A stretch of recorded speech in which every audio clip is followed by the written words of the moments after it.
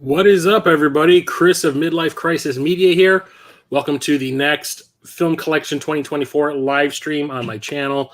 Today I'm talking all about the standalone Blu-Rays in my physical media film collection that begin with the letter P. Last time we did N and O. I actually, have more movies that start with the letter P than I had N and O movies total. So like I said, I didn't want to add those on to last week's stream because it would have made it super long, and I'm trying to keep these kind of short so they don't outstay their welcome like the original ones did, where I was talking for pretty much 4 hours about movies. Talking myself hoarse. So what do I have that starts with P? Well, first things first, why am I doing these streams? Mondane's favorite part of these entire series of live streams that I'm doing.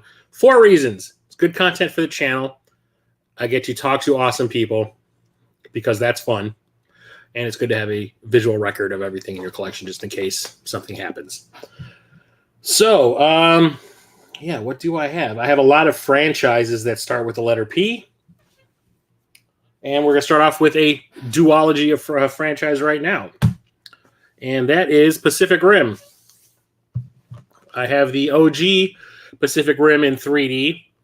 I did not know if I would like this or not when it was first released because Guillermo del Toro really hasn't done a straight-up action movie yet at this point in his career. He did, the Hellboy movies, which are like horror, fantasy, sci-fi, with a little smatterings of action here and there. He did, a bunch of movies in Spain. There was Kronos and Devil's Backbone, Pan's Labyrinth. And was it Mimic? I think. Yeah, Mimic. I think that was it. He hadn't done a giant budget, action movie yet. And this is basically all about giant robots fighting giant kaiju beasts from another dimension. And when I finally did see it in the theater, I saw it twice actually, I was kind of blown away by it. I thought it was super fun. I actually said something out loud while I was watching it in the theater that kind of pissed some people off in the theater when I did it. But when they first show the main robot in the movie, the main Jaeger, which is what they're called here, being like assembled, like the head of this one on the front cover. This one is Gypsy Danger. It's the main one in the movie. The crew, the double crew or the two crew members sit inside the head, and then the head gets attached to the body. And when it happened, I said, and I'll form the head, like out of Voltron. And, you know, I laughed. My friends that I was with laughed. I remember he even said it the second time I saw it too, and my cousin got the joke. But a couple of people in the audience that were around me were just kind of like, shut the fuck up. I was like, sorry, I didn't even make a joke. But never saw it in 3D theatrically. Always saw it in 2D. So seeing this on a 3D Blu-ray was the first time I ever saw it in 3D, and I thought it was pretty fantastic. I was worried that the action would be too fast-paced, and most of it's in the dark, and you won't be able to see what was going on. No, it works pretty well in 3D. I kind of wish I did see it in the theater. It has a great cast. Charlie Hunnam, who was on Sons of Anarchy. You got Idris Elba, who's pretty much good in anything you throw him into. Was it Rinko Kikuchi? I think is the name of the actress.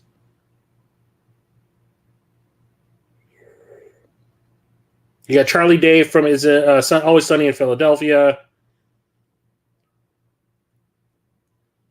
Did they not put the lead actress, her name on the cover because she is Asian?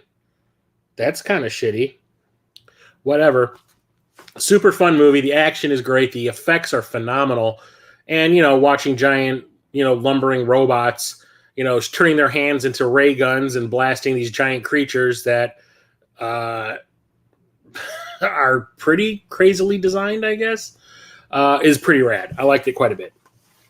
It was a lot of fun. It was a dumb summer action movie. And it kind of did okay box office.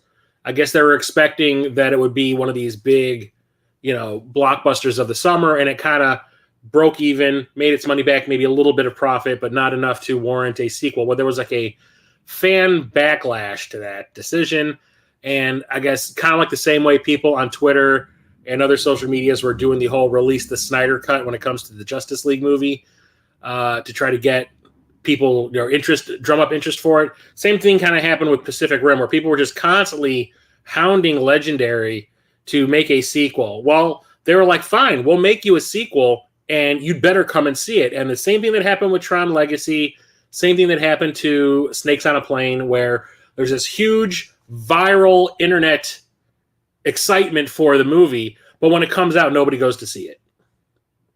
Same thing happened to the sequel. That is Pacific Rim Uprising, and I have this in 3D as well. I remember pre-ordering this off of Amazon because 3D movies were starting to become kind of a rare thing in the US at this point in time. So to see that a 3D version was being released on day one, I was like, you better pre-order that because I don't foresee it being available for very long. So happy that I was able to snag a copy of it. This stars John Boyega from the Star Wars prequels. I was super thrilled that he got a lead role in a movie, especially in a franchise that I really liked. You have Clint Eastwood's son, Scott Eastwood, who I think is probably one of the most charismaless actors out there. And Kaylee Spaney, who was right here. She's in the new Alien movie coming out. Turns out Peter from Waves and Games, who is usually in the chats and all that, one of my moderators, turned out she went to the same school he did, if I remember what he told me correctly, which is kind of rad. Idris Elba is not in it. The same Asian actress from this first movie comes back, whose name I cannot remember. Did they even bother to put her name? I can't even read the credits on this because it is basically black on black. It's like so faint type that I can't read it. But yeah, this one's not nearly as good as the first. I do enjoy it. It is fun. But the kind of realism that Guillermo del Toro brought to the first movie, you know, when it comes to these things, like the monsters are obviously going to be very heavy and bulky. So whenever they walk, like their whole body like jiggles and all that. It's like physics. And the robots are very slow and lumbering. They, you know, it's like something that is that huge and that heavy. You know, that's the way it would move. Well, in this one, they kind of say the hell with gravity. Everything moves super fast. The robots are just jumping all over the place like little rabbits and stuff. So that aspect of it is not nearly as entertaining to me because it just turns it into like a big cartoon. But the fights are awesome. I think that the thing I like the most about the sequel is that it doesn't try to repeat the first film. It does something different. There's a different scenario going on. Yes, there are still kaiju trying to break into our dimension and destroy us, but it's happening in a different kind of a way, and because of something going on the side, which I thought was really kind of clever and fun. So I was really excited about it. In the end, not that great, but I will say both of these movies have absolutely fantastic soundtracks. First movie was done by, oh God, what's his name? Ramin Djawadi, who did the music for the Game of Thrones and still does. And this was done by Lorne Balfe, who has now become the Hollywood it boy, like Hans Zimmer when it comes to action movie scores. He has done, I don't know how many action movie scores have done the last like 3 or 4 years.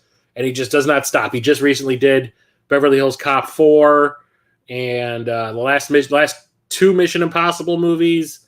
He did the Modern Warfare 2, Call of Duty Modern Warfare 2 soundtrack with Hans Zimmer, the original release and all that. But like, I always get excited when I see his name on a soundtrack. And I have kind of like a funny story about this. I told it the last time. I'll tell it again for anyone who's new to the channel, that I went and saw this opening day. I was so excited about it. I took the day off from work. And I bought a ticket to see it in IMAX 3D on opening day. First showing. Walk in the theater. The lady gives me the IMAX 3D glasses. I go into the theater. The movie starts. And I'm watching the movie. And there was maybe 20 people in this giant IMAX auditorium. There's maybe 20 people total in there. And I'm watching the movie. And I'm like, the 3D in this is terrible. There's nothing happening in 3D. Like, it is flat as fuck. So I start doing the whole thing where I take my glasses off. So this is like maybe 10 minutes into the movie, and I'm taking my glasses off, and it looks normal. There's none of that blur when you don't have the glasses on kind of thing. Put the glasses back on, nothing. Take them off, put them on. I'm like, this isn't in 3D at all. I paid extra to see this in 3D. Well, let's do something about it. So I got up, walked up to the lady tearing the tickets because she was the only person on the floor that wasn't filling popcorn behind the counter over there. And I'm like, hey, I'm in the IMAX 3D screening of Pacific Rim 2. It's not in 3D at all. And I'm like, it's just like a normal 2D screening, and I paid for 3D. And she goes, okay, I'll handle it. So I see her like get on a walkie-talkie, and I see her making some calls or talking to somebody. I go back into the theater. I sit there, and the moment I sit down, the movie shuts off, screen goes blank, the lights come back on, and it's like everyone kind of turns and is like, what is happening? What's happening? What's happening? And then, like, I want to say maybe 3 minutes later, the lights turn back off and the movie starts over from the beginning again. This time it's in 3D. Only thing was, at this point in time, the movie had been on for 15 minutes. And they're starting over from the beginning. So everybody realizes that the guy who just left the theater and came right back in again must have said something. So they have to sit through the first 15 minutes all over again, namely in the format that they paid for. So you think they'd be happy? No, they all start turning and looking at me, and they're like, thanks. I'm like, bitch, you paid to see this in 3D just like I did, and it wasn't in 3D, so of course I'm going to say something. And now I was like, okay, now this is what I paid for. It looked fantastic in IMAX 3D, which is why I was super excited to see that it got a 3D Blu-ray release when it came to home video. So did it live up to my expectations? Not really. Is it still fun? Yes, I think so. Does it fit into the franchise? Yes. I think it's pretty cool. And it leaves the door open for a third film if they wanted to make it. Sadly, nobody went and saw this one, because why would you release a summer tentpole film like in March? Like, that movie had a huge budget. Don't release a $200 million movie in March. You wait for May, you wait for June, you wait for July. You don't do that in like the spring. So that was their fault. They released it at a bad time. But anyway, I enjoyed it. Next up is one of my favorite, like, Diamond in the Rough style movies, and that is Pandorum. I say to people when they ask me what this is, I say it's kind of a companion piece to Event Horizon that came out in 97. This is a sci-fi horror movie about a group of people who are on their way to a new planet to live. Like, Earth has become uninhabitable. There's this ship that is filled to the brim with, it's like a seed ship. It's filled to the brim with people in like hibernation and like, suspended animation, seeds for plants, the embryos for animals, so we can start, having, cows and horses and all that kind of stuff. And it's going to seed this planet that is like super far away from Earth and start over. And then more people will start coming from Earth over the years to repopulate this new planet. Well, something goes wrong. And one of the crew wakes up, and there's like a schedule for the crew members. Like one person is up for like a year, and they operate the ship and they deal with problems as they arise. And then when that person's year is up, they wake up the next person in line, and that person goes back to sleep. And they loop like this. Well, it turns out like nobody has been in charge for a while. And one person wakes up way past when he was supposed to wake up because he is covered with so much dead skin. He has to like peel it off himself when he thaws out, and finds out that there are creatures on board the ship that are cannibals they're eating people. They're eating the people in suspended animation. Turns out there's like this whole thing going on, which I will not ruin if you have not seen it. And I'm pretty sure a lot of you haven't, because this movie did not make a lot of money. But I saw it opening day in the theaters, and I thought it was pretty fantastic. I was like, the mystery of the whole thing as to what's going on was interesting and suspenseful. The big twist in it is kind of fantastic, even though it's kind of Shyamalan-ish, Shyamalan-esque. And I think it has a pretty good cast. It's Dennis Quaid, Ben Foster, one of the guys from the Twilight movies. Can't remember the dude's name. Can't read it here either. Or whatever. One of the dudes that was one of the vampires in the Twilight films is in here. And it also stars Antje Traue, who plays Feora in Man of Steel and The Flash. She was like the female Kryptonian that was working with Zod. And I was kind of really like happy to see her in something else, because I guess she's German. I know she does a lot of movies in Germany, not a lot of American movies. I thought it was really cool to see her doing a movie in America again when Man of Steel came out. It also has Kung Lee in here, who was an MMA fighter. And it's pretty rad. It's actually pretty suspenseful and scary. I wouldn't say like frightening, but like it's scary. It's creepy. And like I said, when you find out what's really going on, it's like, that's kind of awesome. I say do a double feature. Watch Event Horizon and then watch this, and you'll see what I mean when I say there's similarities to like the mood and everything. Here's another 3D movie. There's a lot of 3D movies in this stack. Next up, we have Paranorman in 3D. This has not been opened, but I have seen the movie, but I have not watched it in 3D yet. I love Laika, the stop-motion animation studio that did this, Kubo and the Two Strings, Coraline, and the Box Trolls, I think was their newest one. I really did not think I was going to like this one. I really liked Coraline, but the trailers for this one didn't really do anything for me. And I was just kind of like, I guess I'll just see that one on video. So I never bothered going to see it in the theater like I did with Coraline. But when this came out on home video, I watched it and I was pleasantly surprised by it. I thought it was really clever, really adult. I mean, it's scary for kids, like PG-13. Is this PG? I think it's PG scary. But it's kind of like the kid can see the dead and nobody believes him. It's kind of like the whole Constantine thing. And it's done in a really clever way. The animation, the stop motion animation is fantastic. I love everything about it. I need to watch this in 3D. And I ended up, because of the way I reacted to seeing this when it came out on home video, which was really like, I should have gone to see that in the theater. That was pretty rad, is why I went and saw Kubo and the Two Strings the moment it came out theatrically. Like I went and saw it on my birthday, I think, which was the day it came out. And I love Kubo and the Two Strings. It's one of my favorite films. I really like that one. And there's another 3D movie, but this is like 80s 3D. And that is Parasite. So we were talking, or I have been talking about, I don't know if this actually is by, was it Embassy? So this came out before Charles Band created Empire Pictures. I think so. Yeah, it's Embassy. Yeah, Embassy.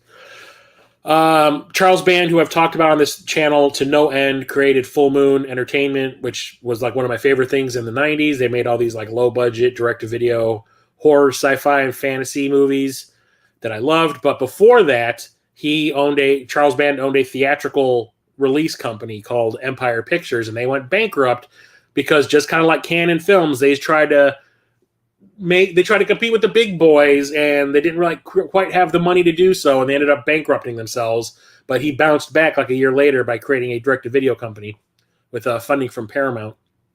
And I guess this came out before he created Empire, or maybe it is, and they just don't have it on the cover here. But it does say it's a Charles Band picture. That Charles Band was one of the people responsible for keeping the 3D resurgence in the early 80s alive. So, what was it? Coming At Ya was like the first big 3D movie in the early 80s to like be a real big hit, and started everyone on this path of we need to make every movie in 3D. So you had like franchise movies coming out of 3D, like Friday the 13th in 3D, Jaws in 3D, Amityville in 3D, and like a bunch of other lower budget movies, namely these. So Parasite was the first one that Charles Band made in 3D, and then right after that he did Metal Storm, The Destruction of Jared Sin in 3D. And there was like Space Hunter and Star Chaser and all these other movies. I know Poltergeist 2 was supposed to be in 3D at one point. But this one, you could tell they did not have a script that was like finished when they were like, hey, we got to make a movie. We got to capitalize on this 3D craze that's going on right now. Let's just crap something out real quick, and everyone's going to go and see it because 3D is really hot. If we release this in 3D, if the movie sucks ass or not, it'll still make money because everyone wants to see 3D movies now. And yeah, the movie has a terrible script. It is it doesn't make a whole lot of sense. It takes place like in the future where there was like an economic breakdown, so it's almost like a second Great Depression. Gas costs like $50 a gallon. Water is sparse. It almost looks like a combination of like Mad Max and, well, it's like Mad Max, but not The Wasteland. But it's like a post-apocalyptic thing. And for some reason, this one dude created this like super parasite, and they don't tell you why, but it gets loose, it attaches itself to the doctor, and he's trying to find a way to get it off of him. Well, once he decides to leave the lab, which is horrible, horrible idea, the parasite starts jumping from person to person, and it has probably one of the coolest 3D jump scares in a film, thanks to Stan Winston. This is like one of the first movies Stan Winston worked on, where it comes out of someone's face. It's like in their body, and it rips out through their face in 3D. And it's pretty rad. But, like I said, the movie doesn't make a whole lot of sense. There's no the whole post-apocalyptic storyline plus the Parasite storyline don't combine at all. They have nothing to do with each other. It's like two movies crammed into one. But it is notable for being, I think, Demi Moore's first feature film. She is in this, and I know she refuses to talk about it and acknowledge that it's actually on her resume on IMDb.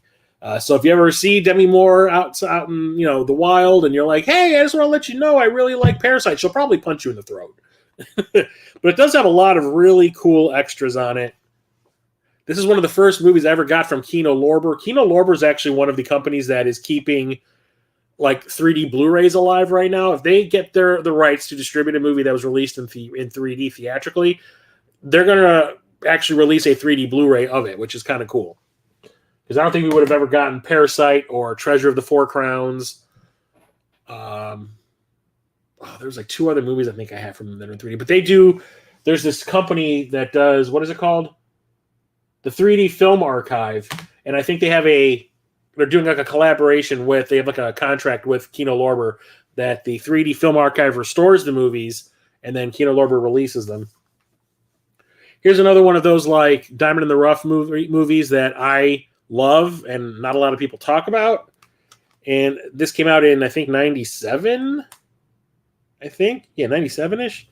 That is The Peacemaker. This is the first movie ever released by DreamWorks Pictures, Steven Spielberg's production company. And a friend and I went and saw this opening weekend, and we were like, damn, this is pretty rad. It's directed by Mimi Leder, who was, I guess, known for directing some of the better episodes of ER, which I think Spielberg also produced. So when he started this company, he's like, you do good work. I think you could handle a feature film. Let's see what you got. And this movie ended up being a really big hit, which made Mimi Leder like a Hollywood player and also put DreamWorks on the map. And it's like an action thriller about a Croatian who blames the U.S. for the death of his wife and child. and ends up like stealing a couple of nuclear bombs that he feels that he's going to like set off in the States, as vengeance for their deaths. And Nicole Kidman plays, I think what is she like? I think she's like a nuclear theorist or something like that. And this is like one of the big first screen roles for George Clooney, right? I think he did this right after he did From Dusk Till Dawn. And he is a Marine, I do believe, or he's in the Army, and he's the person tasked with finding the nukes and disarming them. And it has an absolutely fantastic score by Hans Zimmer. I still listen to it to this day. And it's a really pretty rad action thriller. I absolutely love it. I watch it maybe like once every year and a half, but nobody ever talks about it, and I think it's pretty fantastic. So if you haven't seen The Peacemaker, I highly recommend checking it out. It's probably on Paramount Plus, if not Amazon. And the third film in the franchise just came out theatrically this past weekend, and I need to go and see it. I'll probably go see it this weekend. And this is Pearl. This is the prequel to X that came out. Pearl and X came out the same year. And I think it was 2021 when this came out. 2022. So X came out like in January, February of 2022, and this came out during Halloween of 2022. And I remember everybody telling me that is a horror fan that X is actually pretty rad, and Mia Goth is amazing in it because she played two different characters. So I was like, all right, fine. It came out on VOD. I rented it. I watched it, and I was like, yeah, that was actually pretty cool. And then like the following week, Pearl was released, and I was like, well, just saw X. It's still fresh in my brain. Go see the sequel or the prequel. And I did. And this is all about the villainess from X when she was younger, and her younger version is played by Mia Goth. Mia Goth also played the older version of the character in X, which I thought was really cool. And I guess because of COVID, when they were shooting X and they had to shut it down because of COVID, Ty West, who directed X and the third film, Maxine, like Ty West and Mia Goth kept talking back and forth, and they came up with the idea for a prequel all about Pearl. And what company released this? Was it A24? Yeah, A24 was just kind of like, yeah, here's $1 million, go make it. Like, we just want content. And I think this is actually better than X. It's a what do they call them? Period film. It takes place like in the 1930s, I want to say, 1920s, 1930s. Pearl is like this really disturbed young woman who is being like forced to, like, her parents are kind of, they think she's not well, and they won't let her go out and strike out on her own because of it. They don't want her to have any male suitors because they think she won't be able to handle that either. And the thing is, she becomes like addicted to sex. She makes out with like a scarecrow at one point. And it's like you just get to watch her unravel completely over the course of the movie. She starts off being kind of kooky and a little cruel towards animals, but then by the end, she's like full on murderous. And that's where we see her, like 30, 40 years onward, 50 years onward in X, because X takes place in the 70s. So I was really impressed. I liked Mia Goth in X, but when I saw Pearl, I was just kind of like, that chick is going places. She is fantastic. There is a scene at the end where she confesses everything she's done and her feelings about the matter in this one unbroken shot while she's sitting at like her kitchen table talking to like her best friend, and she just lets it all spill out. And she, like, it is a good 7-8 minute dialogue scene where the camera never cuts. And I was like, she's awesome. Like, Mia Goth is going places, and she has started to explode. Now she's going to be, I think, the villain in the new Blade movie that Marvel's making. And I'm like, that absolutely need to see that. And then like the over the credits shot that she does where she looks all demented for like a good 10 minutes is pretty awesome. Can't wait to see Maxine. I need to watch all three, the first two again. I need to watch X and Pearl again before I go to see that in the theater because I want it all fresh in my brain. Next up is the 20th anniversary edition of Perfect Blue, which is an anime that I've only seen once. And I kind of, sort of forgot about it until I went, like, I think it was Church of the Game Grinder and Rocket Sauce were visiting me. And I started taking them around town to, like, go game hunting. And we went to the Exchange, one of the exchanges by me, where they have movies and stuff. And I saw this, and it still has the sticker on the side. You can see how much I paid for it. And I was like, oh, Perfect Blue. I remember seeing that back in the day. And even though it's creepy and disturbing as all hell, like, I think I would like to have that in my collection. And I forgot how disturbing this movie is once I started talking to people about it. And I think it was Church who was like, yeah, that movie's got some effed up stuff. And we are talking about it. And I was like, yeah, I forgot about that. Oh, I forgot about that too. Shit. Which is why I still haven't opened it, because I'm like, do I really want to watch this again? It has some really effed up stuff going on. It's basically like an actress, and something happens on the set of one of the movies she's working on. Her mind starts to go like unravel. I think it was that she gets sexually assaulted, and like her psyche starts to crack. So it turns into like, is what's happening reality? Is it not? Is it some weird fantasy kind of thing? And I remember it being really disturbing and creepy. I do need to watch it again, but yeah, I'm not rushing out to do it. This I just talked about in last month's pickup stream. This is a new addition to my collection, and that is The Perfect Weapon. This came from an era in the early 90s when Hollywood was trying to turn martial artists into action film stars instead of turning actors into martial artists for their movies like they ended up doing in the late 90s with like The Matrix and all that kind of stuff. So this is like when Van Damme and Seagal and Don the Dragon Wilson and I'm trying to think who else, Cynthia Rothrock and all them. This is Jeff Speakman, his first big movie where he's the lead. He was an Aikido? I think it's Aikido.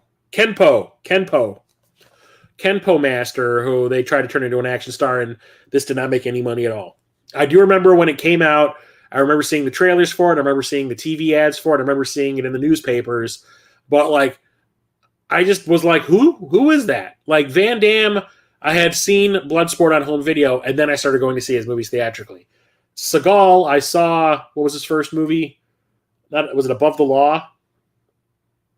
I think. I saw that on home video, and then I started watching all the other movies that he released. That kind of thing. So, like, I was not familiar with this guy, and I wasn't going to go see his movie in the theater, and it, like, disappeared real quick.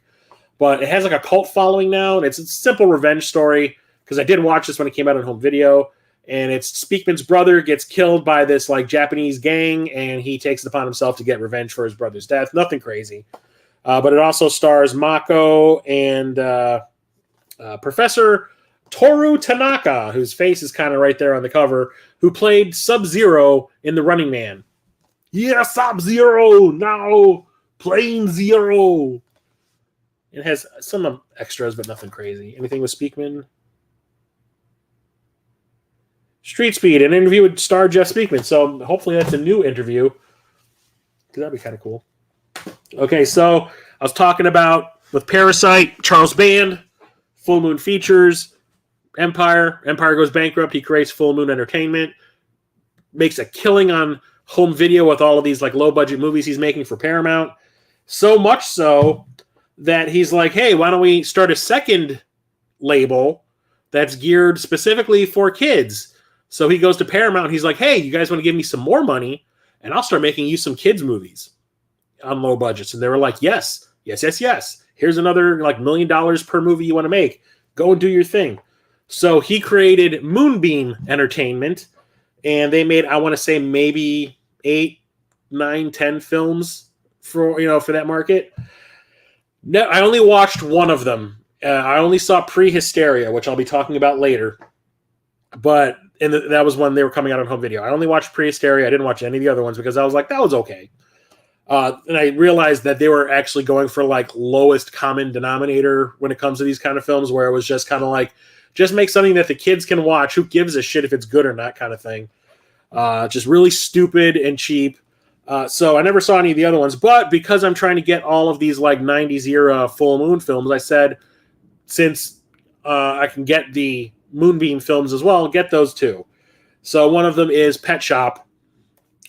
And I still have not seen this one. It's still sealed because I don't anticipate it being good, but like I wanted it for the collection for reasons. It actually has like the video zone, which is like the behind the scenes. After one of the coolest things about Full Moon video or movie, blah, blah, blah, blah, blah. One of the coolest things about Full Moon movies back in the day was once the movie was over, you had like this half-hour long video magazine to watch, which showed interviews with the people involved with the movie you just saw. Charles Band would always talk to you, telling you about what's going on with Full Moon, like what he's got coming out, what they're working on, what their plans are.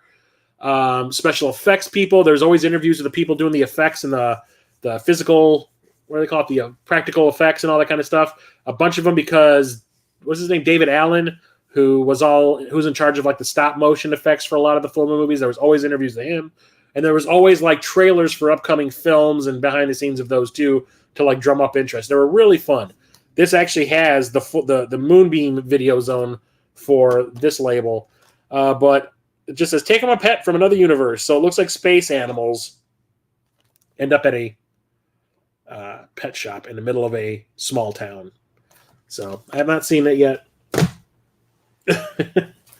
Next up, it's still sealed, but I watched this on my old podcast that I did before I was doing The Movie is Starting. I did another podcast that was the same kind of scenario where it was called Van Damme That's Good. And one of the guests wanted to watch Phantom of the Paradise, which is a rock musical version of Phantom of the Opera. And it's directed by Brian frickin' De Palma, of all people, the guy who did the first Mission Impossible and Carrie and Mission to Mars and The Untouchables. Like, this was when he was like still trying to break into Hollywood in the 70s. And he was just, anything that would stick that he could get money for, he would make. Most of it was because of Spielberg and George Lucas were his best friends. So through association, he was getting money to make all this weird shit. Is it great? No. Is it entertaining? Sure. It's really cheesy, really kitschy, really 70s. The music in it is not great. The lead character, the Phantom, he's like a composer who, I can't remember what happened to him. He got burned somehow at the beginning of the movie. He was like a normal dude who was like trying to make write his own music for like an opera or something, gets burned, basically goes into the employ of this one dude who turns out to be the devil. And he makes him like his music slave to like constantly write music for him with no payoff. But like he has like metal teeth now and this really crazy like hawk mask. You can kind of see it right there. And he falls in love with one of the girls who works at the theater that all of his music's being played at, that the devil guy owns. And the lead in it is, what's her name? Harper? Jessica Harper, who is in Suspiria and the sequel to the Rocky Horror Picture Show. What is that? Shock Treatment. And I think she sings her own songs, but there's this scene where she's auditioning for the guy who plays the devil, which is, what's his freaking name? He was like a Paul Williams. He's like a songwriter or something, but actually was pretty popular back in the day. She's auditioning for him, and she sings this song, which is, it's okay, I guess. But the thing is, they kind of expect her to dance while she's doing it, and she keeps on doing this like chicken dance thing where she just keeps on moving her arms back and forth as she kind of hops around. And I'm like, that is the silliest goddamn thing I've ever seen.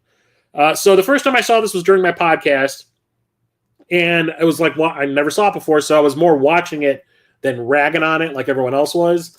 But I did enjoy it enough that when I saw that Scream Factory was, I think I bought this when they were doing their clearance sale where all the movies that were going to go into moratorium that they lost the licenses to were on like clearance. I was like, well, for like $7, yeah, I'll buy it. I haven't watched it again, but I probably will pretty soon. I've been watching a bunch of like retrospectives on YouTube, and that was one of the ones I watched recently, and I was like, I do own that. I should probably watch that again. There's another 3D movie. Like I said, there is a ton of 3D movies in this stack. Like for some reason, a lot of my 3D movies are in the P's in the collection. And this one is Piranha 3D. I absolutely loved seeing this movie theatrically in 3D. I saw it on my birthday, and I saw the original Piranha, which came out in the 70s. It was a Jaws ripoff with piranhas instead of a shark by Joe Dante. I saw it back in the day, and I really liked it, but I didn't remember a whole lot about it. So when the remake was released, and it's directed by Alexander Aja, who did High Tension. I think it was the only American movie he had done at this point, High Tension. Or that wasn't even an American movie. That was a French movie. The only big movie he had was High Tension. at that point. I was kind of curious. I'm like, okay, so he's known for a lot of excessive gore, but like, how is he going to handle something like a quote unquote monster movie? And I went and saw it open like on my birthday, and I was like in heaven. The 3D in that theater, it was number one. The 3D was fantastic. James Cameron said 3D shouldn't work underwater when he shot the first Avatar. Then he made the next Avatar movie that takes place underwater, and that was shot in 3D too. No, it turns out that like Paul Anderson, who did Resident Evil Afterlife in 3D and shot stuff underwater, proved him wrong. And then Piranha was the next step, where they were like, how about we just shoot a bunch of shit underwater? Let's make a movie that takes place underwater. They do some glorious things with the 3D. Like there is an underwater dance sequence that involves a woman in the buff just swimming around in circles, just completely butt-ass nude. And I was like, this is the greatest thing I've ever seen. And then there's even a scene where a certain scuzzbag character in the movie gets his wee-wee bitten off by a piranha. And the piranha is right in your face in 3D. It's like filling up the screen with the wee-wee in his mouth. And then you see it swallow it, and it kind of swims around a little bit, and then it barfs it back up in 3D right in your face. So you got this severed wiener in your face, and then it eats it again and swims away. And I was like, that was so freaking funny. And like a really fun use of 3D is like them puking this wiener in your face. It's, I think, better than the original movie because this one, I mean, while that one was kind of tongue-in-cheek, this one's like really in on the joke, and it kind of makes fun of like the movies that just throw excessive gore at you for the sake of it, because there's like a big massacre scene at the end where it's like people are just doing stupid shit and dying in the process, and in a really graphic way. Like one girl's like, oh look, there's an outboard motor in my face, I stick my hair in it kind of shit. It's like really funny, like excuses just to have gore, and I thought it was great. I absolutely love it. Basically a bunch of prehistoric piranhas get released into this like saltwater lake that gets super crowded for spring break and chomp on all the spring breakers. It's pretty funny. Even the opening has Richard Dreyfuss in it, essentially playing Hooper from Jaws. They never say it, but he's singing or whistling that "Show Me the Way to Go Home" song that they were all singing in Jaws on the boat before the shark attacked them. He's like whistling that while he's fishing in the lake, and he like throws a bottle of beer overboard, and that like hits the ground at just the right spot to like start to cause an earthquake that opens up this chasm underwater that releases all the prehistoric piranhas, and it's really funny. Now we have like a huge franchise, a huge Disney franchise, 5 movies in this series. There's been talks of a reboot. There's been talks of maybe another sequel now that a certain somebody's been like exonerated in the courts. I don't know, but does it need to keep on going? Probably not. Would I go see another one if they released it? Probably. We're talking about them Pirates of the Caribbean movies. Everyone says Caribbean. I always say Caribbean. I don't know why. I guess there is 2 ways to say it. I don't think there's one correct one. But Curse of the Black Pearls, the original. This was when Johnny Depp, like, he was known for still being kind of an art house movie guy, even though he had done like Fear and Loathing in Las Vegas, which was kind of a bigger budget movie for him, and he was kind of moving up the ranks. He had done the Ninth Gate. And like I said, Fear and Loathing, and I want to say something else. And then Disney was just kind of like, let's take a chance on the guy. He's pretty popular with the ladies. Let's just see what happens. And he created this character that everybody fell in love with, Jack Sparrow. The way he talks, the mannerisms, he loses himself in that character. Like, I don't see Johnny Depp when I'm watching these movies because he's so good in that part. And like the thing is, he obviously enjoys playing the character too, because he's been known to get dressed up as the character and then actually be a part of the Pirates of the Caribbean ride at one of the Disney parks. He'll actually take a spot of the Jack Sparrow animatronic and actually talk to the people in character as they're like going by in their little boat, which is pretty fantastic. This movie surprised the hell out of everybody because one of the reasons why I had zero interest in seeing this was Cutthroat Island. Cutthroat Island came out, what was that? 1997 or 8? I want to say, no, 95. It basically killed the pirate genre dead right there. And this came out like 10 years later, and I was still kind of like, do we really need pirate movies again? Probably not. But like, it had a decent box office for the first weekend, but then the word of mouth started to spread, and then I started hearing people at work talking about it. And then the next weekend, it made even more money than it did the first week. And a bunch of my boss especially got talked into seeing it by one of the other women that was working in one of the other women working in the office with him. And then he comes back that weekend and tells me how great it is and that I should probably go and see it. I probably really like it. So that next weekend, it made even more money than it did in the second week. So it started to become this word of mouth hit. So I finally went and saw it, and I was like, yeah, that was actually rad as hell. It's a really fun action movie. It has horror elements, comedy, adventure. The action scenes are great. The soundtrack is fantastic. Klaus Badelt, who I think just took the credit, but I think Hans Zimmer composed all the music for this, and Klaus Badelt was the one who conducted it, so he took the credit. But Hans Zimmer did the music for the second two movies because Klaus Badelt, I don't think, really composed anything. But great cast, taking advantage of the Lord of the Rings movie. So Orlando Bloom is in this. Jeffrey Rush was hot off of an Oscar for, what's that movie called? Rush, which I love, and I think that's on 4K as well. And then Keira Knightley, who had just made it big with Bend It Like Beckham. So I had a pretty stacked cast at the time. And the movie was super fun too. Does it go on for a little too long? Yes, I think so. But it's still super fun. What's up, Retro Coop? So obviously, because that ended up becoming this huge word of mouth hit, sequel is planned. But they decide to take it one step further, and they're like, "Hey, why don't we shoot two movies back to back and release them a year apart?" That always ends up working. So that's exactly what they did. But the problem was, they had the second movie all planned out, but they didn't have the third movie all planned out. So they basically were making the third movie up as they went, which is still kind of shitty. But the second movie, Pirates of the Caribbean, Dead Man's Chest, went and saw this with a group of friends. Opening night, sold out, ended up getting there a little bit later. So by the time we got to the theater, the trailers had already started. And the only seats still left were the ones in the very front row, all the way on the left. So I am sitting there watching this movie like this. And I got such a bad, pinched nerve in my neck. It was painful. But I really enjoyed the sequel. I still think the first one is better, but this one expanded the lore, and the characters do some really cool things. Characters get way more depth than they did in the first one. They make some really questionable decisions, which is because it's going to lead into another movie kind of thing. But there's surprises and all that. The action's great. The music is great. The whole design of everything is fantastic. The special effects, especially for Davy Jones, who you can see right here at the bottom, they are. It's crazy good CGI, and it's hard to detect that it's CGI a lot of the time. It looks almost real. The movements, the animation, everything. It's pretty fantastic. So I was super pumped for the third one because I like this one so much. It went in a darker Empire Strikes Back route as well, which I thought was great, where the first one's super funny and light, and yeah, there's some horror elements, but it's this really fast-paced, lighthearted action-adventure movie. This one goes to the sunken place a little bit. It's really dark. So that leads into the third movie, At World's End, which I went to see with an even bigger group of friends on opening weekend, or opening night.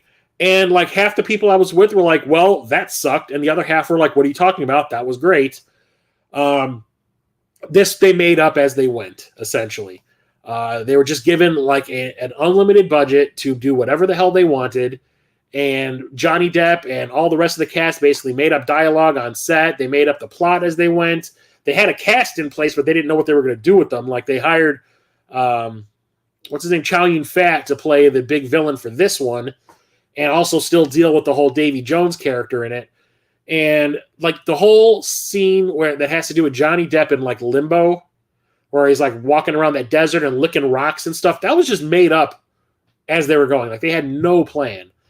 And that's why I kind of feel this one is of the original trilogy, this is the weakest one, because it feels like it goes nowhere for long stretches of time. And when there is something going on, it's well, it doesn't make a complete, a lot of sense, but we'll just fix it with CGI in post kind of thing. And it doesn't really have, I think, a satisfying ending, but it's still entertaining. It's still fun. It's still Jack Sparrow. More of Jack Sparrow. More of Jack Sparrow is good for me. So really my least favorite of the original trilogy, but I still like it, but did not prepare me for the shitstorm that is the fourth film on Stranger Tides. And this is in 3D. And this came strictly from the movie, what is it called? The Disney movie what did I say? Disney Movie Rewards. So I don't think you could get this in stores. So the Disney Movie Club that I was a member of that just ended a couple months back, I think the Movie Rewards was like the original name for it. I think you could only get the 3D version of this through them. I don't think it actually went in stores. Saw it opening night with a couple of friends who are still big fans after the third one of the series, and like I fell asleep. I literally fell asleep watching this in the theater. It has like no energy. It's directed by a guy who won an Oscar. This is directed by what's his face, Rob Marshall, who directed Chicago, the musical, and won an Oscar for it. But like all of the energy that was in Chicago, even though I'm not a musical fan, I at least recognize that movie had like this momentum to it. It's none of it's here. It's like I'm just getting paid to make another movie in this franchise because we know it'll make $1 billion worldwide, which this did. It is terrible. I don't like any of the characters, except for Jack Sparrow. You know, he's the only one that kind of feels true because they got rid of all the other characters except for Barbossa. Like Keira Knightley's gone, Orlando Bloom is gone, only Sparrow and Barbossa, and that's it. Now we've got what's her face, Penelope Cruz, who I do not like. I do not think she's a good actress at all. And Ian McShane plays the villain. He plays Blackbeard in this, and it's just really boring. There's mermaids and shit. It's dumb. It's just like another one of those let's just throw everything at the wall and see what sticks kind of thing. Because if I remember correctly too, this one did not have a finished script when they were making it because it was rushed to get out for a summer release. So not really a fan of this one, but if I was going to own it, because I have the other three movies, I was going to have to get it in 3D once I found out that there was a 3D version of it. So when the fifth movie came out, which is Dead Men Tell No Tales, I was not super excited after the fourth film, but the same group of friends I saw the fourth film with, we went and saw this, and this one is really fun. This is probably my favorite one in the series since the first one. This one is kind of like just beneath the first film to me, because at this point, they really didn't have anything to lose. The fourth movie was like critically panned. Sure, it made $1 billion worldwide, but like it was kind of the situation with the Nightmare on Elm Street remake, where it made a ton of money, enough to guarantee that becoming a new franchise of films, but the reviews were so terrible that they just killed it right there and said, we're not going to bother. Same thing with this, where it was like, what was I getting at? Oh, at this point, they were just like, we got to make another one because this one made $1 billion, but just do what you want. You know, if you like I think this is some new directors, if I'm remembering correctly. It's two guys, I think they're French, that hadn't really made a big budget Hollywood movie before. Like Rob Marshall was a huge director to make one of these movies. There's like these two no-namers directing this one. They're basically like, here's a budget, go and make a movie, make it good. And like they didn't have anything to lose, so they put everything into it. And I think it paid off. This one is actually a whole lot of fun. So Javier Bardem plays the villain in this one, who is, it's like he's always leaking. It's like he's on dry land, but his body is always looking like he's still underwater because his hair is always kind of flowing like he's underwater. He's always leaking fluids into the air, but it's like he's leaking fluids into the water. It's a really super cool effect. And once again, it's Jeffrey Rush coming back. Kyla Scudero, I think is her name. She was in a Crawl, and she was in the Maze Runner movies as well. She's in this, and I cannot remember the name of that kid. He's the guy who plays Robin in the Titans TV show. Brendan Thwaites, I think is his name. He plays the other lead in this, and it's like this new group of characters played by younger actors who really aren't established yet, and they have nothing to lose either. So like I ended up liking everybody in this, even the villain, and it's just a lot of fun. So like I said, my expectations were super low. Went in the theater to see this, walked out going like, I could definitely see another one of these, but because of how bad the fourth one was, even though it made $1 billion, people were like, do we really need another one? No. So nobody went and saw this one. It still made a bunch of profit. I think it made like $600 million worldwide, but that was like for a $250 million movie, I think is what this cost or something like that. They're like, yeah, that's not enough profit to keep the franchise going. So they killed it right there. But ended up having to go overseas to get a 3D version of this because I wanted to see what the 3D effect was of the villain, like the whole underwater thing. And it looks fantastic in 3D. I was super pissed that I did not see this in 3D in the theater. But usually the group of friends that I hang out with, they can't do 3D. It like breaks their brain a little bit. So where did I get this from? Korea. I got this is a Korean version, and I can tell you that because right here this is all in Korean for the bonus features, which is funny. The thing was there's another version I could have bought that I saw nothing but on eBay that had a completely different subtitle. Like I guess in the U.S. it was called Dead Men Tell No Tales, but everywhere else in the world this is called Salazar's Revenge. And I wanted to get one that actually was called Dead Men Tell No Tales. So, and there's another 3D movie. See all these freaking 3D movies in the P's? Pixels. I know a lot of people hate this movie. I am not a Adam Sandler fan, like, at all. Like, I like maybe 2 movies, and I don't even really like this one all that much. But because I'm a huge fan of retro games, I went to see this in the theater with some friends in 2D. And even though it has all that stupid Sandler humor, like the toilet humor, and what's his name, James? Oh, God, what's that dude's name? Kevin James. Kevin James, who I think is one of the unfunniest people on the planet. Oh, God, what was that show he was on? Mike and Molly. King of Queens. I cannot stand Kevin James. And the fact that he plays the president in this, I think, is criminal. It's a criminal act. But because I like video games and I was alive during the 80s when all these games were a thing that this movie references, I thought I need to see it. And while, like I said, it had a lot of stuff that I hate from Adam Sandler movies, the retro video game thing is what made me look past all that. So a bunch of aliens come down and try to invade the Earth, but they do it in the form of like classic video game stuff. This was based on a short film that some dude made where it was like the world was being invaded by classic video game characters. So like Tetris blocks came down and like the aliens from Galaga and stuff like that. And that was a really cool short. I saw it on YouTube and Adam Sandler bought the rights to it in order to turn it into a feature. And it took forever, but it finally happened. And yeah, we get a centipede scene. We get a Donkey Kong scene. We get a Pac-Man scene. And it's pretty rad when they go down. Those scenes are super fun. The only thing is, they decided to make Q*bert like a little sidekick in this movie. And it was a huge missed opportunity because what is Q*bert doing in his video game? What is his thing?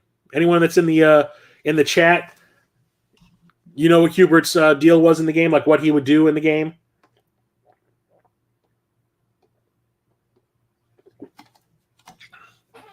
He jumps on platforms that change color when he steps on them. So you would think that when Q*bert's walking on like a sidewalk, every time he steps on a new sidewalk block, it should change color. No, they didn't do that. What do they do? Q*bert has a weak bladder, so he just keeps pissing on himself. That's the kind of Adam Sandler humor I hate. I hate it. So I was like, that's a huge missed opportunity. But the rest of the movie, like, Peter Dinklage is in this too, which kind of shocks the hell out of me. Like, what's he doing in an Adam Sandler comedy? But he looks like he's having a blast playing like this Billy, what's his name? Billy, not Billy Elliot. Shit, I can't think of his name. The guy who had like the Donkey Kong, King of Kong guy. Damn it. Anybody remember who his name is? Billy something. He was called a cheater for a while. He's playing like that kind of a character, which I thought was great. But not a great movie. Still haven't watched this in 3D. I probably should. I bought it. I made an effort to get a 3D copy of it. You think I'd watch it, but no. So this is Adam Sandler, Josh Gad, Michelle Monaghan, Kevin James, and Peter Dinklage. Forget that I said Kevin James. I hate that guy. So I only have the third movie in this franchise here, but I have the other ones in 4K. They have not released the third movie in the series in 4K yet. I don't know if they will because it's not great. And that's Poltergeist 3. I love the first one. The first one is one of my favorite horror movies of all time. The second one was one of the first horror movies my dad took me to see in the theater, and it's probably the first horror movie that I saw in the theater that was legit scary, at least for me at that age, that I didn't run out on. I actually sat through the whole thing.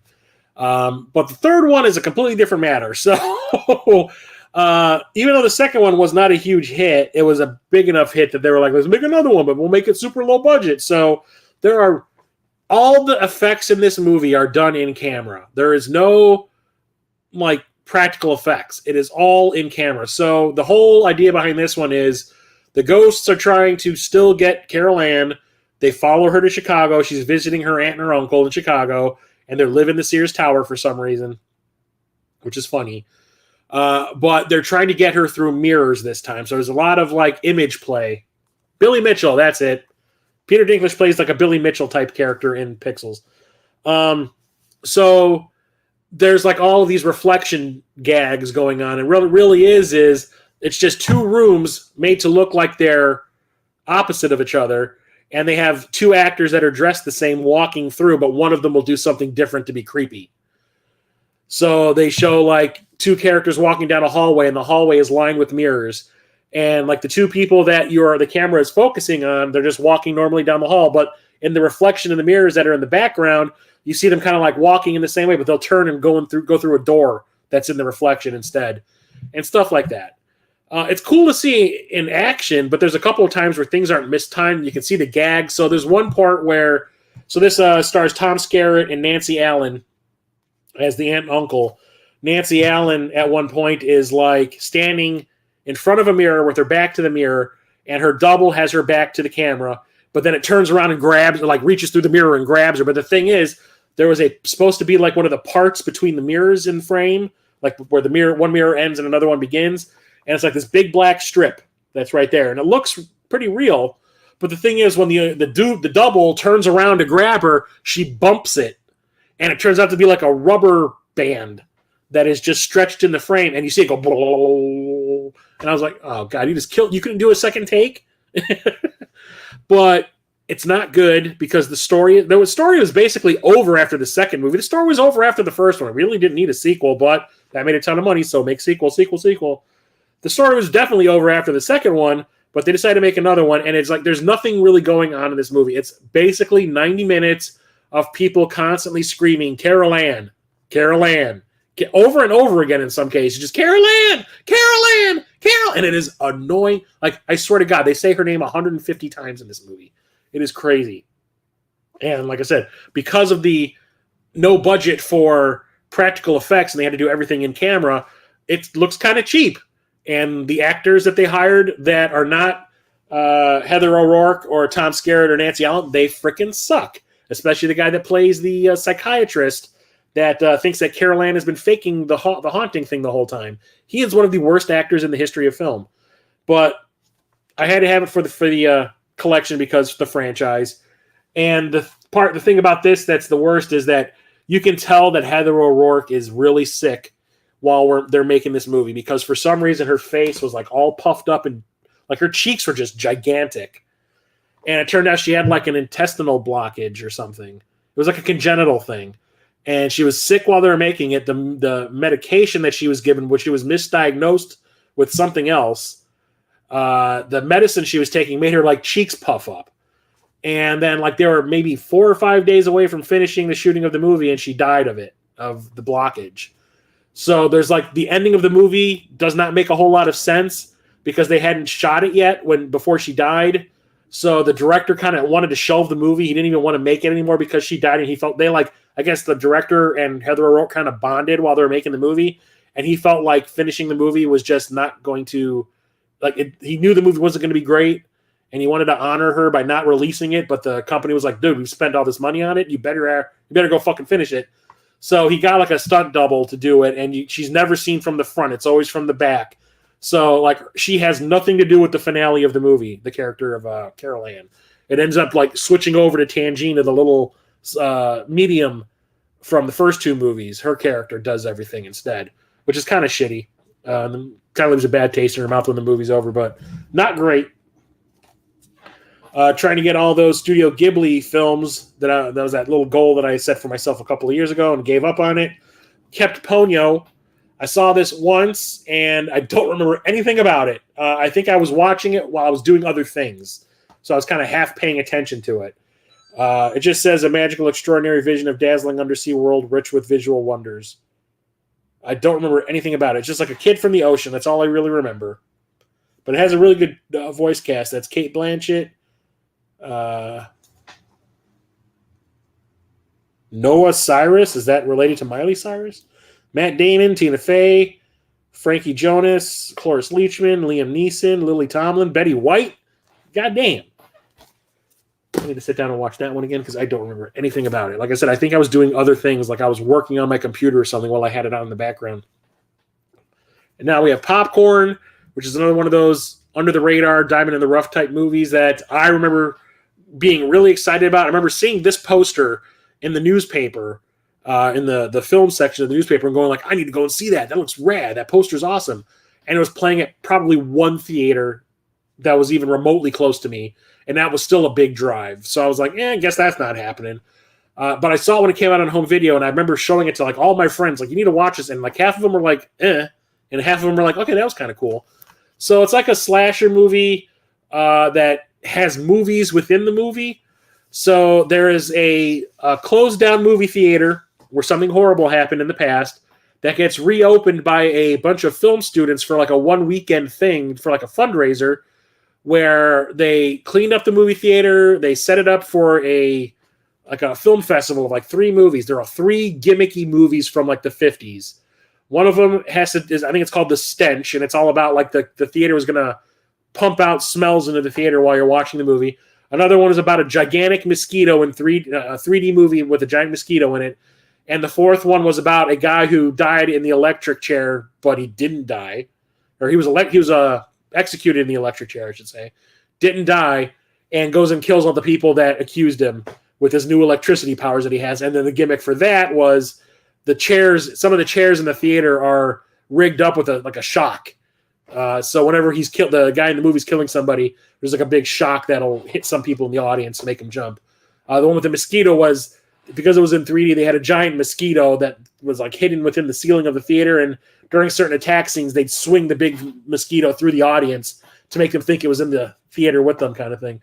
Well, the killer, who was trying to get revenge for something that happened in this theater like 20 years earlier, is using the things that are the gimmicks for these movies that are being shown in the theater to kill all the people in the class. So it's really kind of clever, I think. What the movie ends up being about, with like what the killer's big deal is kind of like, grow up. Yeah, that sucks, but Jesus Christ, it has nothing to do with the people that you killed. But the movie is really fun. I like the whole movie within a movie aspect, and there's not one but like 3 different movies within the movie in this. So they end up shooting all this new footage for these fake movies that they are showing in the movie as well. It's pretty cool. I don't think it quite holds up as much as I remember it holding up back in the day, but it's still pretty fun. And here's another Ghibli movie, which I also saw only once, and I don't remember much about it other than the fact that I saw it. But that is Porco Rosso, and I remember renting this one from Blockbuster back when it was released on VHS, or maybe it was even DVD. I think it was VHS. And I remember liking it, which is why I was like, yeah, I should probably add that to the collection. That's one of the good ones, because I remember enjoying it. But could I tell you what the plot's about? No. It just said it's about a world-weary flying ace turned bounty hunter whose face has been transformed into that of a pig by a mysterious spell. When he infuriates a band of sky pirates with his heroics, the pirates hire Curtis, a hotshot American rival, to get rid of him. But with the help of the teenage girl Theo, an aspiring airplane designer, and a sultry lounge singer named Gina. I remember Gina. Porco takes to the skies for what may be his final high-flying showdown. So Michael Keaton, I remember playing the lead. Carrie Elwes, Kimberly Williams Paisley, who the hell is that? Susan Egan, who was in the Beauty and the Beast stage musical. David Ogden Stiers and Brad Garrett from Everybody Loves Raymond. I need to watch all these Studio Ghibli movies because I haven't seen most of them in forever. So I have this in 4K, but I wanted to keep the 3D version of this because it ended up being one of my favorite 3D presentations on home video. And that is Predator. Predator was never made in 3D for the theaters, so why do I have a 3D Blu-ray in my hand? Same reason I had a 3D Blu-ray of iRobot in an earlier stream. When the 3D craze caught on again because of Avatar in 2010, some studios decided it would be a good idea to take some classic movies and convert them into 3D because the technology had been created where you can do it after the fact. James Cameron shot Avatar in 3D.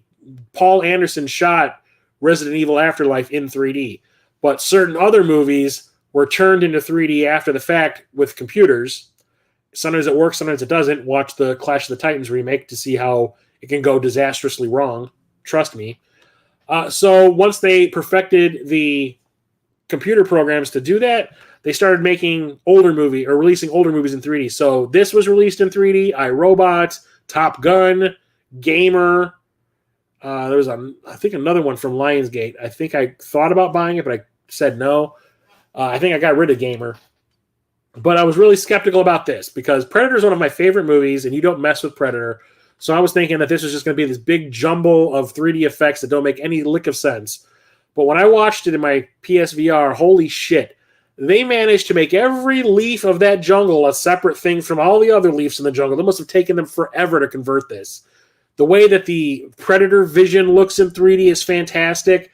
Just everything about it was like top notch. And it just blew my freaking mind that this looked that good. So, like I said, when I got the 4K box set with all the Predator movies in it, I was not going to get rid of the 3D version of this because I could definitely see myself watching this over and over again over the 4K version. So I wanted to keep it. It is absolutely fantastic. And I got this dirt cheap at Half Price Books. Like we're talking $5. So I was talking about Charles Band and the Moonbeam label where he decided to make a label for children's films alongside his Full Moon Entertainment for horror, sci-fi, and fantasy stuff. The first one that they ever released under the Moonbeam label is the only one that I have seen. And that is Prehysteria. And the only reason I watched this is because it has Austin O'Brien in it, who is in The Last Action Hero. He's the kid that actually goes through the screen and ends up in the Arnold Schwarzenegger movie in Last Action Hero. So I was like, oh, he's in it? I'll watch that one just to see what it's like. And it is super cheap. It is really cheesy. It is definitely geared specifically for kids and not adults. But it also is kind of charming at the same time. So basically, he finds a bunch of little dinosaur eggs and they hatch, and he ends up having 3 little dinosaur pets, which ended up being kind of the MO for a lot of these movies because Charles Band has like this fetish for small creatures in his movies. He did Ghoulies, Puppet Master, Subspecies, Hideous. All of them have to do with like small little things killing people. Well, he even transferred that over to the kids' movies. So everybody has to have small little weird pet things in most of his movies. This one is just about the dinosaurs, and it also took advantage of the dinosaur craze of the time from Jurassic Park, because this came out, I think, in like 93 or 94, and he pumps these movies out super fast. So this one was like okay, but it ended up being like a massive hit for Charles Band, and they ended up making like 2 other movies in this franchise. So there's a Prehysteria 2, which I do believe is also on Blu-ray. I should probably see if it's still available. I don't know if they've released the 3rd one yet, but had to get that one just for the collection. This, I think, was available in 3D, but I haven't been able to find it. So I just ended up finding this at Half Price Books and picked it up because it was like $3, and that is Pride and Prejudice and Zombies. So this is based on a book that is a parody of another book. So there was a thing going on in the like late 2000s, early 2010s, where older books that were in the public domain, like a lot of Jane Austen stuff, there were like these parody versions of the books being released. So where you had Pride and Prejudice, they were like, let's insert a horror trope into it somehow to make it releasable. That's Pride and Prejudice and Zombies. And then there was Sense and Sensibility. Same guy, I think, is what's his freaking? Oh, I can't even read it. Shit. It's like the type on here is so small I can't read the guy's name. Same guy who wrote Abraham Lincoln Vampire Hunter wrote these. Sense and Sensibility got turned into Sense and Sensibility and Sea Monsters. And then because the Mark Twain books were in the public domain at the time, there was Tom Sawyer. What was it? No, Huck Finn and Zombie Jim was one of them, which I had. And there was a whole shitload of these things coming out. They were like coming out every week. There was a new one. And I remember going to Half Price Books and I bought all of them. And I only read one. But I read Pride and Prejudice and Zombies, the book, and I thought it was pretty funny and fantastic. Like, where in Pride and Prejudice, the girls are like, I mean, there's a scene where, like, in the book where all the girls Well, I saw the movie version of it. I never read the book. I wouldn't read the book if you paid me to. In the movie, like all the girls are comparing which like Ivy League school they're going to be going to when they leave home. And it's like the rich girls versus the poor girls. Like, well, I'm going to this Ivy League school. The other rich girls like, I'm going to this Ivy League school. Which one are you going to? Talking to one of the main characters. And they're like, well, I'm going to this other one that's like local. You know, and they're like, oh, because you're poor. Well, in this movie, because of the zombie apocalypse happening during the movie, it's all about which dojo you trained under. Which martial artist did you train under to kill zombies? So everyone like goes like, well, I learned under this guy. Well, I learned under this guy. Well, I learned under this local guy, you know, who might not be the best, but he taught us enough to survive. And they're like, oh, you're poor kind of thing. That just cracks me up. The thing is, I saw this theatrically before the movie even came out. I won tickets through Ain't It Cool News to see a sneak preview of this. I want to say like a month and a half, maybe 2 months before. No, it's even further. It was probably like 3 months before the movie came out. And the thing is, when I saw it, the special effects weren't done. So there's like a big zombie scene at the end of the movie where people are on horseback, and I guess they're slashing at the zombies while they're trying to get to, like, I can't remember what it was at the end, like the wedding or something that's going on. They're trying to, the dude on a horse is like racing through an army of zombies to get to this one place. Well, the thing was, it was all wireframes and like half renders of things. Like the horse was like a horse polygons, and it didn't move. Its legs didn't move. It just kind of like glided around on the ground and stuff. And there was like a sword on a guy with on his back, but he had his arm up like this, and all that would happen when he was attacking was like this. It was like, and like all these sweeping shots of like the zombie hordes and all that, and it was just all like just really PlayStation E1 graphics kind of thing. So I still think that's like super funny because it kind of takes you out of the movie, obviously, but you get the gist of what they were trying to get across. So I never actually saw the completed movie until I watched this. So I finally saw what they were attempting to do. The only thing is that book is super rated R, and they decided to make this PG-13.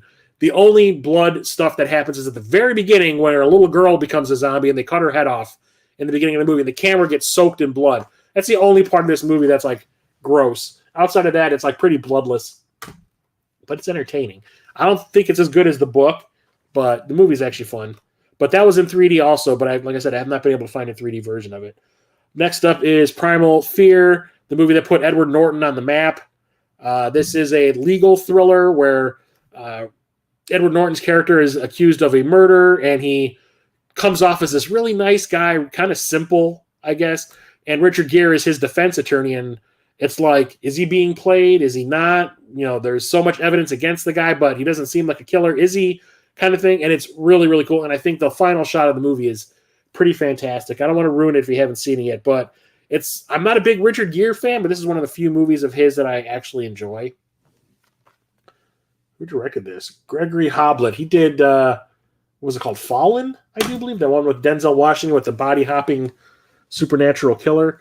So when we're talking about Ghibli films, a lot of Ghibli films in the P's now I'm realizing. One that I will never forget is Princess Mononoke.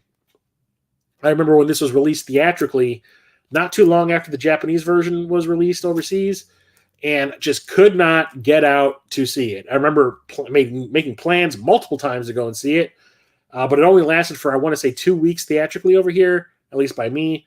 So never got around to checking it out until it came out on home video, and absolutely loved it. So there's like this poison spreading across the land, and this one dude, who was that? Billy Crudup plays him, I do believe. Is it Billy Crudup? Yeah, Billy Crudup plays him, and he's sent to find out what's causing it, and he ends up teaming up with this Princess Mononoke, who is like this wild woman, and she rides these giant, like, what do they call them? Dire wolves. One of them is Scully from the X-Files. Gillian Anderson. They kind of talk psychically to Princess Mononoke. And it's really awesome. The animation is fantastic. Billy Crudup gets like poisoned at one point. Like there's this like, it's like this rot that is kind of like spreading, and it wraps itself around his arm at one point and like burns him, and he's slowly getting killed by it. And the animation, I remember when you see it wrap around his arm, I remember going like, that looked almost realistic the way that was animated. But absolutely loved this one. It's one of my favorite animated films of all time. And you're talking about early-ass anime. When I first started getting into anime in the early 90s, like when it first started coming over here, like a lot, like it was every week or two, a new anime movie or TV show was being released on VHS, and it was like starting to catch on. That was when I was big into anime. So it was like 92, 93, 94 was when I was like really into it. Just realized I've never opened this. One of the movies that I saw, one of the first anime movies I saw, well, like the first one was obviously like Akira, and then Fist of the North Star, and then this. And that is the professional Gogol 13. This is Gogol 13, the video game for the NES. There's Gogol 13, Top Secret Episode, and then the Moffat Conspiracy. And there's a third one we never got called Secret Ties, but same character. So I knew Gogol 13 from the Nintendo games. So when my buddy Charlie shows up with the copy of this in his hand on VHS, and he's like, look what I got. I was like, Gogol 13? You mean like the NES game? He's like, yeah. I'm like, put that shit on right now. And it's an action thriller. Duke Togo, that's his real name, gets like framed for an assassination that he didn't do. And he's like trying to clear his name. But the thing is, like, early anime did not have the best translations. So if there's one thing I will always remember from this movie, it is a line of dialogue. So basically Duke Togo has a Moneypenny type character, like from the Bond movies, like a secretary who like gets him his weapons. She's like a combination of Moneypenny and Q. So she gets him his weapons. She sets him up on the missions and stuff. So the thing is, she's constantly thirsty for Duke Togo. So there's one scene where he goes to see her to get like a new sniper rifle or something. And he goes like, oh, the trigger feels real good. And she goes, oh, Duke, I've always wanted you to pull my trigger softly and lovingly. And I just remember like me and my buddy Charlie watched this. We went, like, really? They thought that was a good idea? And somebody actually delivered that line of dialogue in a recording booth and said, yes, let's do it like that. Let's say that specific line. Can we change it? No one suggested anything? No? But it's really fun. I like it a lot. The visuals are great. The animation is fantastic. It is gory as all hell. People's heads explode when they get shot in these movies. Absolutely loved it. And there is a second movie called, I think, Gogol 13 Queen Bee. I remember I had it on like DVD, but I don't think it's ever been released on Blu-ray. So, like I'm gonna say, a year ago, I went on Amazon and I started looking up all of the old anime that I used to love from the early 90s, and I found this, Fist of the North Star. I found out about the Ranma stuff. Doomed Megalopolis is out there. Demon City, Shinjuku, Wicked City. I need to get all those classics that I used to watch over and over again. I hope 3 by 3 Eyes is out there somewhere because I love that one. Here's another 3D movie. Not a fan of the original movie in this series, mostly because of what the Weinsteins did to it. But this is The Protector 2 in 3D. This is a Tony Jaa movie. I remember because of, what's it called?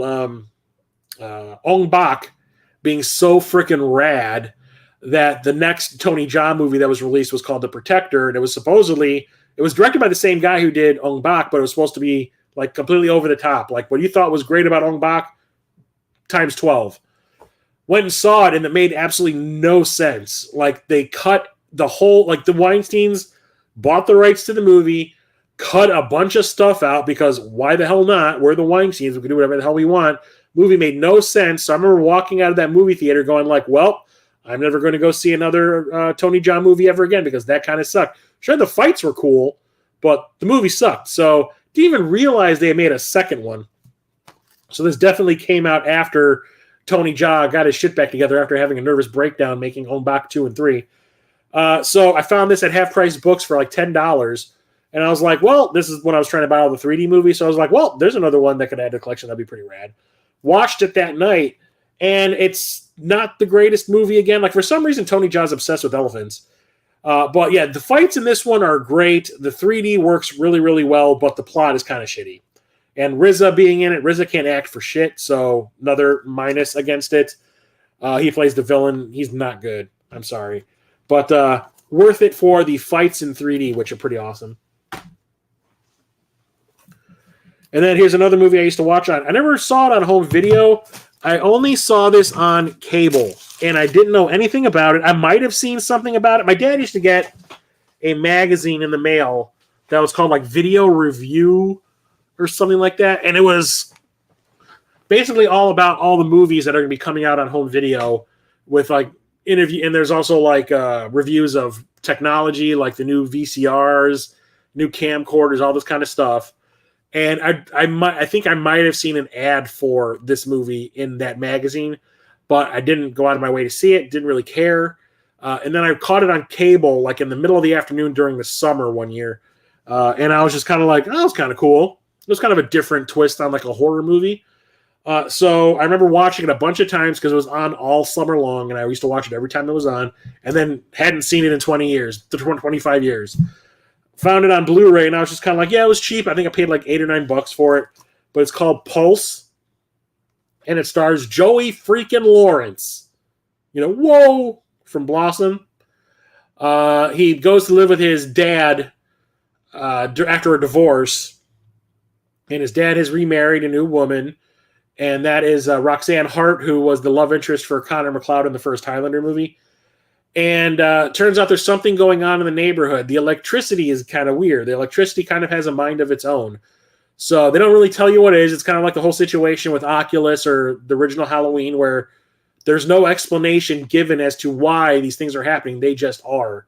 So like it's some kind of pulse of electricity that is trying to hurt people intentionally.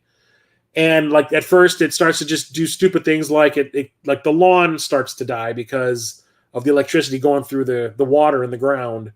And then it when someone's taking a shower, it turns the water heater up super high, like it ignites the pilot light a little too much, and it boils the water, basically boils somebody in their shower, and it just starts hurting people. And Joey Lawrence starts to catch on what's going on, because apparently it happened across the street from his dad, but everyone just thought that the guy had gone crazy and killed everybody in his house. No, it's like this pulse thing. And it also stars Joey Lawrence's little brother. I do not remember what his name is, but he is freaking awful in here. And there's no way in hell that the people who made this movie were like, yeah, Joey Lawrence is playing the lead. The kid that lives across the street from his dad is going to be played by Joey Lawrence's little brother. They look exactly the same. There's no way anyone's going to buy the fact that they're not related at all. But like Joey Lawrence's brother like recites his dialogue in the worst possible way, like kind of thing. Like when they're talking about the dude who died in the house across the street due to the pulse, the Joey Lawrence's brother is like, yeah, like I heard somebody got like electrocuted and like their head exploded. Isn't that gross? Isn't that bad? And I'm like, well, I remember watching this movie with a kid going like, well, you just need to shut the hell up. Just stop talking because you suck. I need to watch it again. Like I still said, I haven't watched this since back in the day, but I do remember that shit with that. Isn't that gross? Isn't that bad? I need to watch it again. I've seen this plenty of times, even though this is still sealed. But this is one of my favorite movies when I was a teenager and in my early 20s for reasons. Probably watched. I'm going to watch this tonight. I don't give a fuck. I haven't seen this in years. And that is Pump Up the Volume. Christian Slater, one of his first movies where he's like the lead in it. He was still, I think, in his early 20s at this point, because this came out like in the early 90s. So basically his character has, his parents are divorced too. He moves in with his dad in this new town, and he hates it. And his friends back, where his mom lives, gave him like a ham radio to try to communicate back with them in where he lives now. And he ends up using it to create like a pirate radio show that he calls Happy Harry Hard-On. And the H, the HHH from Happy Harry Hard-On is actually the initials of the high school he's going to. And the high school is like a shit show. And it's not because of the students, it's because of the faculty. The faculty, especially the principal, basically is embezzling the government funding that they're getting and pocketing it and not giving anything or creating anything for the students. That's like miserable going to that school. Like the food is terrible. Like they treat people like shit. And he comments on it and gets the FAA on his back, or the FCC on his back. And it turns into this whole thing. And he becomes like a folk hero because he talks about all the shit going on at the school and gets in trouble for it. And it also stars Samantha Mathis, who played Daisy in the Super Mario Brothers movie that came out in the 90s that is god-awful. And there's a scene where she basically just stands in front of Christian Slater and just rips her top off and exposes her lovely chesticles to us. And they have a love scene, and it's like, I remember like watching this going like, Samantha Mathis, I love you. I love you. But it's got a great soundtrack. I absolutely love it. It is super fun and also kind of hard to watch at times, but I like it a lot. It's really cool. It's of the day, though. It is definitely of the early 90s. I saw this in the theater opening night. I've read the book that this is based on, and I think it's fantastic. I was not expecting the movie to be faithful at all, and it's not in certain ways, but it gets the gist of it right, and I ended up really liking it. And the people that I saw it with liked it too. Like my little brother and a couple of his friends came along, and one of my friends was there. And I remember we all walked out of the theater going like, that was actually pretty good. And that is the Puppet Masters, R.I.P. Donald Sutherland. He just passed away like a couple weeks ago. This is based on a book by Robert A. Heinlein about this parasitic alien, or these parasitic aliens that come down to Earth. They attach to your back and stick like this probe through your neck into like the base of your brain, and they can control you. And they're basically trying to undermine the government so that they can take over. And there's like this black ops group from within the CIA that's trying to take it out or stop it from spreading. And it's Donald Sutherland who's in charge of the operation. His son, played by, what's his name? David Thal? Eric Thal. Julie Warner is in this also. She was in Doc Hollywood. And I remember her from Doc Hollywood mainly.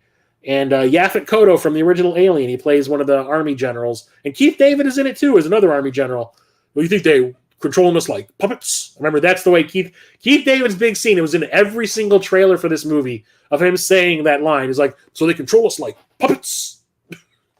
But it's like a sci-fi horror action movie. And it's really fun. I like it quite a bit. It's a really fun take on an alien invasion movie. Kind of like a rip on Invasion of the Body Snatchers, I guess. But it's great. And Kino Lorber, this is one of the first things I ordered from Kino Lorber when I realized that they had their own website. And you can order directly from them. And I got this and Deep Rising at the same time from them. And this has actually quite a bit of extras, I just realized. That whole box is all extras. Audio commentary by the director. A documentary about Robert A. Heinlein, which is great. A big interview with Julie Warner. A big interview with Keith David. Big interview. Richard Belzer's in this. From Law and Order SVU. He's one of the agents that's working with Donald Sutherland, and he kills himself in the movie when you've been taken over by one of the aliens. If they take the alien off, you go through withdrawals almost like it's a drug, because it pumps up your adrenaline to the point where you kind of become dependent on it. And once it's gone, like Richard Belzer goes through like heavy withdrawals, and then he ends up killing himself in the hospital. He basically takes his IV bag, empties it out, puts it back together, and then pumps air into his IV and kills himself. And the last movie I'm going to talk about tonight is, I think, a fun take on a superhero movie before superhero movies really took off. And yeah, it's a certain person playing a superhero again. That's Push. That is Chris Evans in the front, Captain America. How many comic book things has he done? Too many. But it's Chris Evans, Dakota Fanning, Camilla Bell, who I can't stand, and Jaimin Hunsu, who I'll watch in anything because he's usually pretty good. But it's like a really fun take on like a superhero movie where there's different types of superheroes. There's not like a million different superpowers. There's like a limited amount. So there's people who can get inside your brain and control you. They're the pushers. There's the ones who can scream to the point where they can like shatter the bones in your body and break all your blood vessels and make you bleed to death. I think they're called shriekers. There's the ones who can see the future. There's the ones who have telekinetic powers that can move things. That's what Chris Evans has. Dakota Fanning can see the future. Camilla Bell can get in your head and control you. And I think she's one of the only people that has that power currently. And that's why the government is like pursuing her, because they want to use her as a weapon. And Chris Evans, was her old boyfriend, and he tries to get her out before they can kill her, or change her, or turn her over, convert her, whatever you want to call it. And it's pretty fun. I saw this in the theater, didn't really know much about it. I was just kind of like, I like Chris Evans. Why not? And saw it in the theater like opening weekend, and I was like, that was actually pretty fun. Where there was talks of making this into a franchise, but it just never happened because this did not make money at all. But it's a fun movie. I got that at Half Price Books for like $5. So yeah, that's it for tonight. Like I said, more movies than I talked about last week, and that's just from one letter in the alphabet. So I'll be back next Thursday for another stream about my film collection. That'll probably be Q and R, maybe. I don't want to get into S because half of my collection is in the S, and the other half is in the T's. So it'll probably just be Q and R, so it'll probably be a shorter stream. Also, I got the hiccups again. Ugh. Also on Saturday, I talked about this last week, and nothing happened because of 4th of July. I got totally sidetracked by everything that happened last weekend, so I didn't get any of these things that I said I was going to get done last week done. This week it is different. It is going to happen. Saturday, I'm going to release the recent episode of my Dungeons & Dragons campaign, Tides of Flame. I'm going to release the... God damn. I'm going to release the episode on my YouTube channel. I'll be right back. I need to deal with these hiccups. I'll be right back.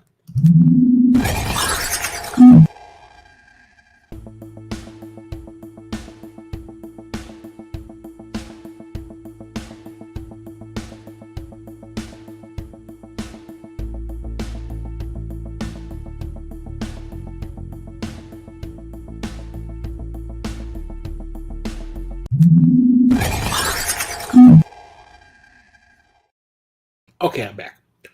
I'm going to release the latest episode of my Dungeons & Dragons campaign, Tides of Flame, episode 13, this Saturday on my YouTube channel. I was going to do it last week, but I never got a chance to do any of the thumbnails or editing or anything on it. So that's being released here Saturday, probably around noon. And then on Monday, I'm going to start releasing the season 7 of the movie is starting, the podcast that I do with my buddy Jeremiah. Plenty of YouTube guests happening here. It's basically nothing but YouTubers and Twitch streamers as guests for the 7th season. So if you want to head on over to this address that I'm typing in the chat.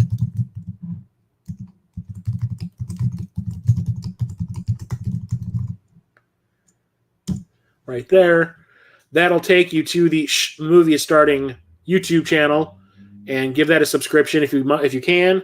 And like I said, the first episode is going to be featuring as our guest Burst Error, who has a great YouTube channel here, but he's mostly a Twitch streamer, and he streams nothing but retro stuff. And he recently did he played every single Contra game ever made and streamed them, and then made 2 gigantic, awesome videos about every single game in the series. He did the same thing for Castlevania, and I think now he's doing just horror games in general, which is awesome. But we managed to snag him as a guest, and he's the guest for our first episode where we watch Rats: A Night of Terror, which is a cheesy Italian horror movie. So check that out come Monday. That'll probably be released early in the morning on Monday. So check out that if you must, and I will see you all next week. And don't forget, end of the month, the recent pickups stream for July is going to feature everything that I pick up at Mo Game Con at the end of the month. It's going to be awesome. It's going to be amazing. Things are going to happen. So I'll talk to you all later. Have a good rest of your evening. Stay safe out there. I'll talk to you next time. And, of course, my freaking mouse just decides that it's not going to work. There we go. Have a good night. Talk to you later. Chris of Chris of Midlife Crisis Media out.